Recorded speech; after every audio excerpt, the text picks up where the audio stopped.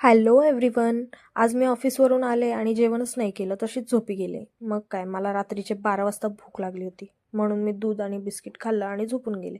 सकाळी लवकर उठायचं होतं. सकाळी लवकर जाग आली आणि उठले मी, कारण की आज होतं ॲनाचं गॅदरिंगसाठी मेकअप करायचं होतं. ती करणार होती दिदी, म्हणजेच भोपळा.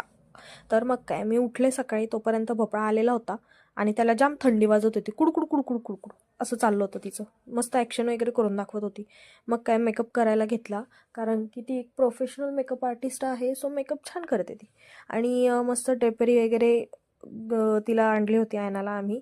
मग आम्ही दीदीच्या घरी गेलो आणि लिओ बघा कसा बसला होता, आमच्याकडेच बघत होता.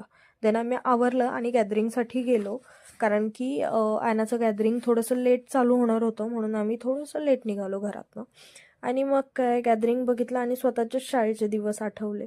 आणि मग आम्ही गॅदरिंग अटेंड केलं आणि मग गेलो मॅकडीला, कारण की आम्हाला जाम भूक लागली होती. सगळ्यांनाच भूक लागली होती ॲक्च्युली. मग काय, शिवचा बर्थडे होता, तर तिच्या आजीने मस्त पार्टी दिली आम्हाला मॅकडीला. मग काय, मॉडर्न आजी म्हणतात आमच्या आईला. मग काय, आम्ही मस्तपैकी खाल्लं, मस्त एन्जॉय केलं आणि मग गेलो चिवचा बड्डे एन्जॉय करायला.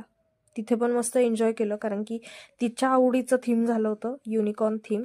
आणि मी तिला गिफ्ट आहे ना, खरंच खूप सुंदर गिफ्ट दिलं आहे. काय गिफ्ट दिलं आहे ना, हे तुम्हाला नेक्स्ट व्लॉगमध्ये कळेल. आणि लहान मुलांसाठी खरंच खूप क्रिएटिव्हिटी देणारं गिफ्ट आहे ते. तुम्ही नक्की नेक्स्ट व्लॉग चेक करा.